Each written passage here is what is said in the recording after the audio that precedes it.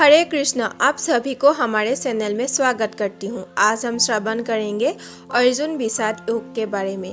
आइए श्रीमद् भागवत गीता के पहला अध्याय का हम श्रवण करते हैं। भगवत गीता का उपदेश एक ही वंश के दो परिवारों के ससेरे भाइयों कौरव और पांडवों के मध्य हुए महाभारत के युद्ध की रणभूमि पर दिया गया। इस पुस्तक के परिचय से संबंधित पारंपरिक पृष्ठों में उल्लिखित गीता का परिवेश खंड में उन घटनाओं का विस्तृत रूप से वर्णन किया गया है जिनके कारण यह महायुद्ध हुआ। भगवत गीता का प्रकटीकरण राजा धृतराष्ट्र और उसके मंत्री संजय के बीच हुए वार्तालाप से आरंभ होता है। चूंकि धृतराष्ट्र नेत्रहीन था, इसीलिए वह व्यक्तिगत रूप से युद्ध में उपस्थित नहीं हो सका। अंत संजय उसे युद्ध भूमि पर घट रही घटनाओं का पूर्ण सजीव विवरण सुना रहा था। संजय महाभारत के प्रख्यात रचयिता वेदव्यास का शिष्य था। ऋषि वेदव्यास ऐसी चमत्कारिक शक्ति से संपन्न थे जिससे वह दूर दूर तक घट रही घटनाओं को प्रत्यक्ष रूप से देखने में समर्थ थे। अपने गुरु की अनुकंपा से संजय ने भी दूरदृष्टि की दिव्य चमत्कारिक शक्ति प्राप्त की थी। इस प्रकार से वो युद्ध भूमि में घटित सभी घटनाओं को दूर से देख सका। धृतराष्ट्र ने कहा, हे संजय, कुरुक्षेत्र की पवित्र भूमि पर युद्ध करने की इच्छा से एकत्रित होने के पश्चात मेरे और पांडव पुत्रों ने क्या किया। संजय ने कहा, हे राजन, पांडवों की सेना की व्यूहरचना का अवलोकन कर राजा दुर्योधन ने अपने गुरु द्रोणाचार्य के पास जाकर इस प्रकार के शब्द कहे। दुर्योधन ने कहा, पूज्य आचार्य, पांडु पुत्र की विशाल सेना का अवलोकन करें जिसे आपके द्वारा प्रशिक्षित बुद्धिमान शिष्य द्रुपद के पुत्र ने कुशलता पूर्वक युद्ध करने के लिए सुव्यवस्थित किया है। यहाँ इस सेना में भीम और अर्जुन के समान बलशाली युद्ध करने वाले महारथी युद्धान विराट और द्रुपद जैसे अनेक सूरवीर धनुधर है। यहाँ पर इनके साथ धृष्टकेतु, सेकितान, काशी के पराक्रमी राजा कांचीराज, पुरुजित, कुंतीभोज और शैव्य सभी महान सेना नायक है।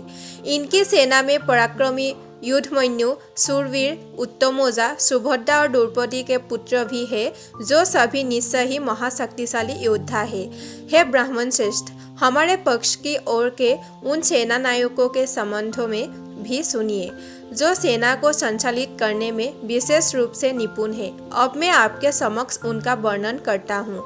इस सेना में सदा विजयी रहने वाले आपके समान भीष्म, कर्ण, कृपाचार्य, अश्वत्थामा, विकर्ण तथा सोमदत्त का पुत्र भूरिश्रवा आदि महापराक्रमी योद्धा है जो युद्ध में सदा विजेता रहे हैं। यहाँ हमारे पक्ष में अन्य अनेक महायोद्धा भी है जो मेरे लिए अपने जीवन का बलिदान करने के लिए तत्पर है। वे युद्ध कौशल में पूर्णतया निपुण और विविध प्रकार के शस्त्रों से सुसज्जित है।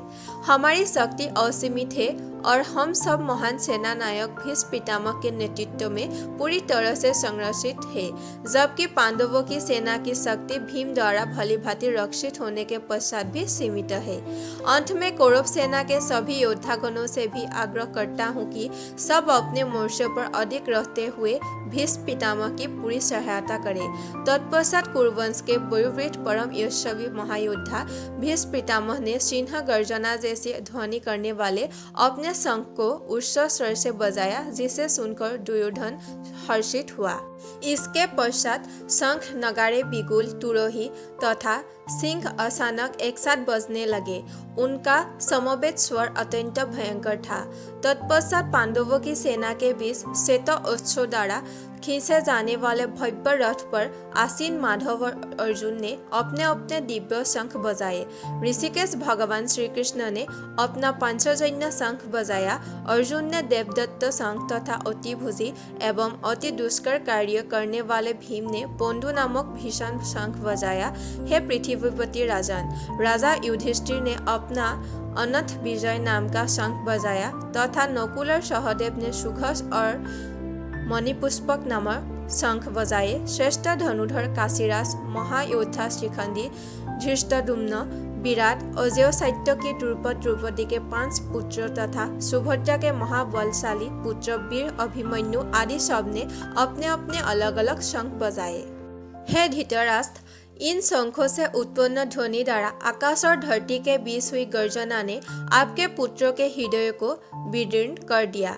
उस समय हनुमान के सिंह की ध्वजा लगे रथ पर आसीन पांडु पुत्र अर्जुन अपना धनुष उठाकर बाण चलाने के लिए उद्यत दिखाई दिया। हे राजन, आपके पुत्रों को अपने विरुद्ध व्यूह रचना में खड़े देखकर अर्जुन ने श्री कृष्ण से यह वचन कहे। अर्जुन ने कहा, हे अच्युत, मेरा रथ दोनों सेनाओं के बीच खड़ा करने की कृपा करे, ताकि मैं यहाँ एकत्रित युद्ध करने की इच्छा रखने वाले योद्धाओं जिनके साथ मुझे इस महासंग्राम में युद्ध करना है, मैं उन लोगों को देख सकूं। मैं उन लोगों को देखने का इच्छुक हूँ जो यहाँ पर धृतराष्ट्र के दुःशरीर पुत्रों को प्रसन्न करने की इच्छा से युद्ध लड़ने के लिए एकत्रित हुए हैं।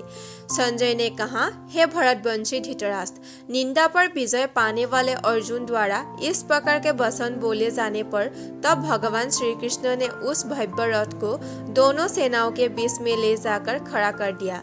भीष्म, द्रोण तथा अन्य सभी राजाओं की उपस्थिति में भगवान श्री कृष्ण ने कहा कि हे पार्थ, यहाँ पर एकत्रित समस्त कुरुओं को देखो। अर्जुन ने वहाँ खड़ी दोनों पक्ष की सेनाओं के बीच अपने पिता तुल्य चाचाओं, ताओं, पितामहों, गुरुओं, मामाओं, भाइयों, ससुरे भाइयों, पुत्रों, भतीजों, मित्रों, ससुर और शुभ चिंतकों को भी देखा। जब कुंती पुत्र अर्जुन ने अपने बंधु बांधवों को वहां देखा तब उसका मन अत्यधिक करुणा से भर गया और फिर गहन शोक के साथ उसने निम्न वचन कहे। अर्जुन ने कहा, हे कृष्ण, युद्ध करने की इच्छा से एक दूसरे का वध करने के लिए यहाँ अपने वंशजों को देखकर मेरे शरीर के अंग कांप रहे हैं और मेरा मुंह सूख रहा है। मेरा सारा शरीर कांप रहा है, मेरे शरीर के रोंगटे खड़े हो रहे हैं, मेरा धनुष गांडीव मेरे साथ से सरक रहा है और मेरी पूरी त्वचा में जलन हो रही है। मेरा मन उलझ रहा है और मुझे घबराहट हो रही है। अब मैं यहाँ और अधिक खड़ा रहने में समर्थ नहीं हूँ। कैसे राक्षस को मारने वाले हे केशव, मुझे केवल अमंगल के लक्षण दिखाई दे रहे हैं। युद्ध में अपने वंश के बंधु बांधवों का वध करने में मुझे कोई अच्छाई नहीं दिखाई देती है और उन्हें मारकर मैं कैसे सुख पा सकता हूँ।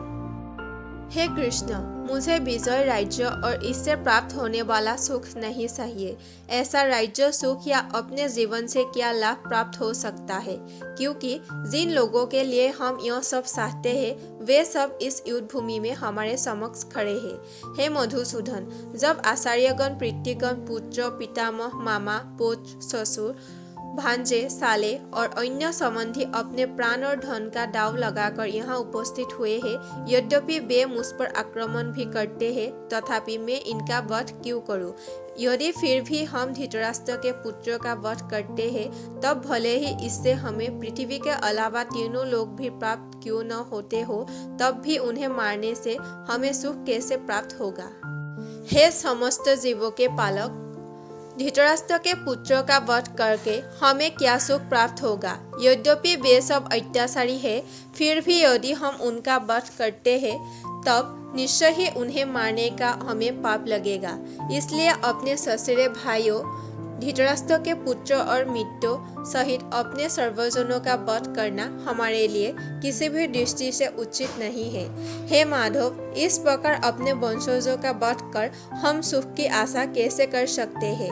यद्यपि लोभ से अभिभूत विचारधारा के कारण वे अपने सर्वजनों के विनाश या प्रतिशोध के कारण और अपने मित्रों के साथ विश्वासघात करने में कोई दोष नहीं देखते हैं, तथापि हे जनार्दन, जब हमें स्पष्ट अपने बंधु बांधवों का वध करने में अपराध दिखाई देता है तब हम ऐसे पापमय कर्म से क्यों न दूर रहे।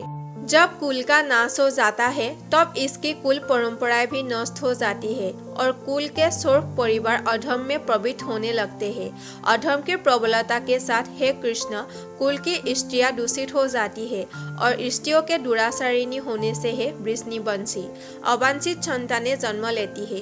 अवांछित संतानों की वृद्धि के परिणाम स्वरूप निश्चय ही परिवार और पारिवारिक परंपरा का विनाश करने वालों का जीवन नारकीय बन जाता है। जल तथा पिंडदान की क्रियाओं से वंचित हो जाने के कारण ऐसे पतित कुलों के पितरों का भी पतन हो जाता है।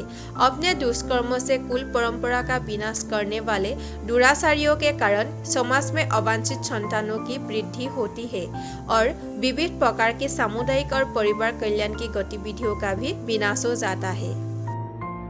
अर्जुन ने श्री कृष्ण को कहा है कि हे जनार्दन, मैंने गुरुजनों से सुना है कि जो लोग कुल परंपराओं का विनाश करते हैं वे अनिश्चित काल के लिए नरक में डाल दिए जाते हैं। ओह, कितने आश्चर्य की बात है कि हम मानसिक रूप से इस महापापजन्य कर्म करने के लिए उद्यत है। राजसुख भोगने की इच्छा के प्रयोजन से हम अपने वंशजों का वध करना चाहते हैं। यदि धृतराष्ट्र के श्रेष्ठयुक्त पुत्र मूस निहत्थे को रणभूमि में प्रतिरोध किए बिना भी मार देते हैं तब भी मेरे लिए श्रेयस्कर होगा, संजय ने कहा। इस प्रकार यह कहकर अर्जुन ने अपना धनुष और बाणों को एक ओर रख दिया और शोकाकुल चित्त से अपने रथ के आसन पर बैठ गया। उसका मन व्यथा और दुख से भर गया। आज का अर्जुन विषाद युग यहाँ पर ही समाप्त होता है।